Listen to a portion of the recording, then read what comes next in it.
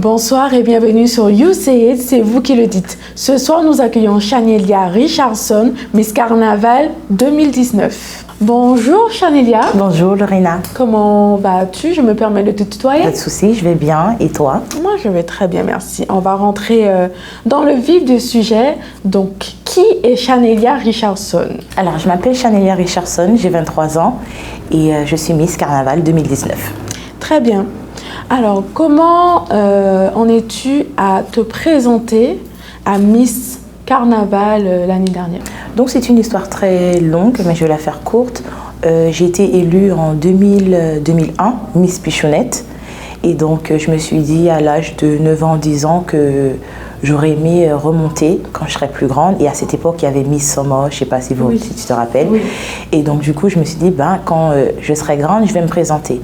Éventuellement, je pense que ce petit, Miss Somo n'a pas continué. Et c'est en voyant Shaina, la reine précédente, qui est montée, je me suis dit, voilà, c'est mon opportunité de monter l'année prochaine. Mais éventuellement, avec Irma, ça a été prolongé, on va dire. Repoussé. C'est elle qui t'a encouragée, du coup? Oui, parce que je lui ai dit, Shaina, je vais monter et tout. Elle me dit, vas-y, vas-y. Elle était vraiment encourageante. Donc, qui fait qu'aujourd'hui, je me suis vraiment présentée. Comment s'est déroulée la préparation à cette élection? Alors, la préparation a été vraiment hectique, on va dire. J'ai eu une équipe, donc Sky Consultancy, qui était vraiment soudée à me préparer préparation, c'est au niveau de comment je marche, comment je me présente, comment je parle. Franchement, ils ont été vraiment une équipe de choc, on va dire. Donc, la préparation avec Sky, c'était plus la démarche, l'éloquence, et comment c'est... La préparation, c'est tout. C'est un mélange de tout. C'est ce qui me manque, on va dire, pour mon speech, mon articulation. Tu as parlé de Sky Consultancy. Et rentre dans les détails pour dire comment c'était, est-ce que c'était intense? Donc oui, ça a été vraiment intense car les entraînements, je travaillais à cette époque. Mes heures c'était de 9h à 18h, donc après 18h, 18h30, j'étais avec mon équipe et donc c'était jusqu'à avoir minuit, 1h. Voilà, mais c'était vraiment intense, c'était vraiment, on va dire stressant un peu. Mais si je devais recommencer, j'aurais recommencé de la même manière. Pendant l'élection, tu as axé ta prestation sur l'acceptation de soi. Pourquoi ce choix? Parce que je trouve que notre société, dans la société maintenant, on ne s'accepte pas assez, surtout au niveau des femmes. C'est-à-dire qu'on est plus sur les social media. On se dit, voilà, elle a un corps comme ça, Beyoncé a un corps comme ça, donc il faut que j'ai un corps comme ça. Et je trouve qu'on ne devrait pas regarder, parce que je pense que la société veut nous faire croire qu'on doit être comme ça. Et je pense que non, on devrait s'accepter comme on est. C'est facile à dire, mais il faut vraiment qu'on accepte qui on est, quoi. Qui nous sommes. Voilà, donc à travers cette prestation, la prestation c'était une danse. Une danse, voilà. Donc comment tu t'es préparée à exprimer ça à travers donc j'ai eu, c'est ma chaperonne, Carlisha, je lui ai dit l'idée que je voulais et elle a mis mon speech, parce que c'est elle qui a fait mon speech qu'on m'entend parler. Elle a écrit mon speech, ce que moi je voyais, mais qu'elle a écrit, qu'elle a passé cette vision à Miss Bibi Ada, à Rolia, qui m'a entraînée avec la danse. Et je pense que ça a été on va dire un échange entre moi et la danse. Et pendant la performance, est-ce que tu as ressenti l'émotion du public? Donc du coup, sur le coup, je me suis dit sur le podium, je me suis dit, ne rate pas, fais tout exactement comme tu as l'habitude de faire. Et donc franchement, c'est quand j'étais sur le podium, dès que la musique elle a commencé, je me suis déconnectée du monde, c'était que moi et le podium en fait. Il n'y avait personne d'autre autour de moi. Et j'étais vraiment émotionnellement.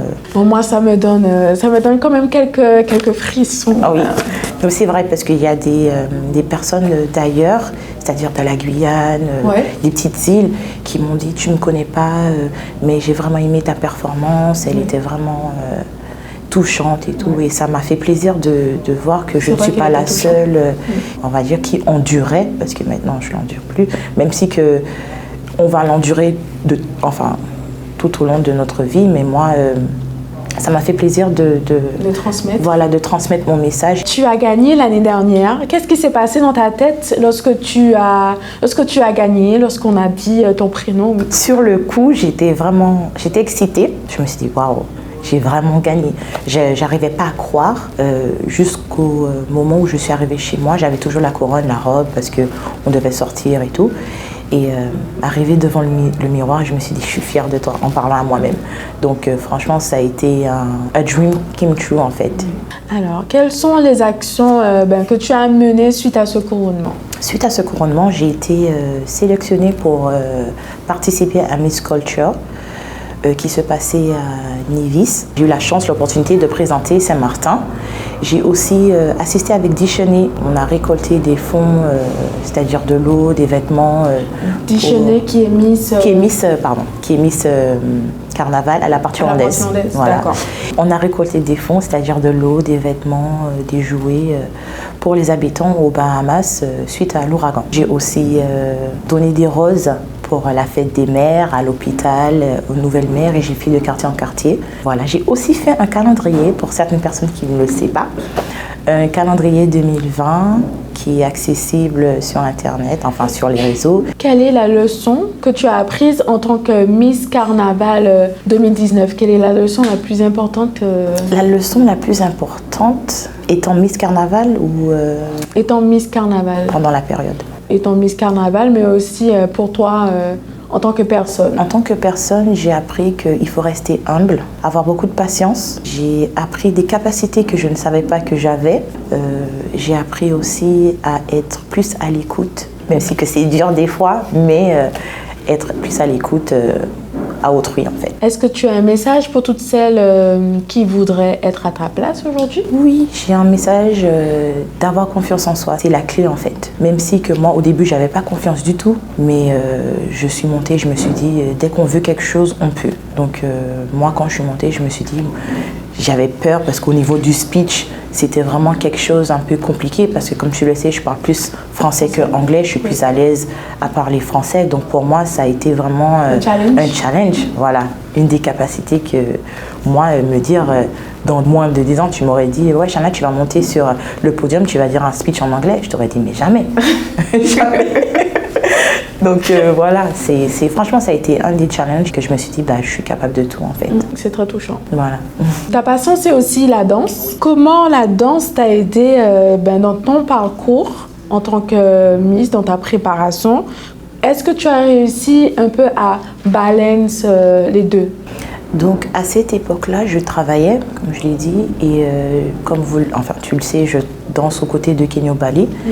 Et on va dire qu'au niveau, à partir de février, mars, c'est les préparations pour son show à lui. Donc du coup, je faisais la danse, j'avais mon entraînement moi personnellement avec Bibi, j'avais mon entraînement personnel aussi avec Sky. Et donc voilà, franchement c'était vraiment hectique. C'était à un moment donné, je pense que j'avais craqué, je pense avant le show ou 4 jours avant, c'était un mélange de tout en fait. Ouais. J'étais fatiguée, mais franchement c'est quelque chose, comme j'ai dit, il faut avoir de la patience, c'est vraiment être motivé pour pouvoir réaliser ce qu'on veut faire. Est-ce que tu as un modèle de femme qui t'inspire? J'aurais dit ma mère. Oui. J'aurais dit ma mère, c'est une femme forte et qu'elle a toujours fait en sorte que ses enfants ont toujours, même si elle n'en avait pas les moyens, mais voilà, elle me surprend tous les jours. Et aussi ma chaperonne, Carlisha aussi, c'est une femme aussi forte. On va dire, regardless what people say, she does. Elle garde la tête haute en fait. Oui. Donc, voilà. Elle continue d'avancer. Donc ce sont les deux femmes où j'inspire. À devenir un jour. Voilà. Donc quelle est la prochaine étape pour toi? Ma prochaine étape, j'aimerais, après que je redonne ma couronne le 22 février, j'aimerais une dernière élection pour pouvoir représenter mon île natale, Saint-Martin. Est-ce que tu as une idée déjà? Non, pas du tout. Non, pas du tout. C'est juste que j'en ai parlé à certaines personnes que j'aimerais participer si jamais il y a une élection. Ça peut se faire. Ça peut, croisons les doigts. Alors, il y a toujours cette image où les Miss doivent être grandes, elles doivent être minces. Est-ce que tu penses que c'est un critère qui devrait être respecté dans Miss Carnaval ou pas du tout? Pour Miss Carnaval, on n'a pas vraiment eu ce critère. On n'a pas vraiment eu ce critère. Mais moi, dans tous les cas, je voulais briser cela et dire que même si que tu es ronde, que tu as ça, tu es jaune, orange, tu peux te présenter. Il y a personne qui t'empêche. Et je pense que c'est encore au niveau de la société encore qui veut garder cette image de rester fine, voilà. Non. Est-ce que toi, tu as ressenti cette pression peut-être? Au début, oui, au début, mais après, je me suis dit que je veux faire passer un message pour pouvoir briser cela, dont mon talent a été de briser. Voilà. Illustré. Exactement. En tant que compétition, évidemment, le concours de Miss met de côté une certaine solidarité entre femmes et elles rentrent en compétition. Est-ce que tu penses que c'est quelque chose dans ta préparation que tu as ressenti? Moi, dans ma préparation, non, je ne l'ai pas ressenti parce que c'était des filles qui étaient assez affectueuses. Elles étaient un peu timides, mais honnêtement, moi, j'ai pas ressenti une certaine compétition. Voilà, exactement. C'est seulement le jour du show où tu te dis, tu rentres dans ta petite bulle et tu te dis, bon voilà, c'est l'heure de perform, on va dire. À part la préparation, est-ce que vous avez fait d'autres activités? On a fait des activités. Quand moi, je me suis présentée, on a fait des activités. Les activités étaient toujours fun. Donc, je remercie encore Ophéria d'avoir fait ces activités possibles. Et je pense que maintenant, cette année, avec les nouvelles filles qui se présentent, je n'ai pas eu la chance d'avoir fait des activités avec elles. Mais au niveau de l'entraînement, parce qu'elles ont aussi des entraînements ensemble, communes. Donc, je pense qu'avec la danse qu'elle prépare, j'ai ressenti un peu chaque d'entre une en fait. Je les aime tous en fait, de différentes manières. Donc, voilà. Alors, c'est ta dernière année. Oui. Est-ce que tu as quelqu'un à remercier? J'ai énormément de personnes à remercier. J'ai mon équipe, Sky Consultancy, à remercier.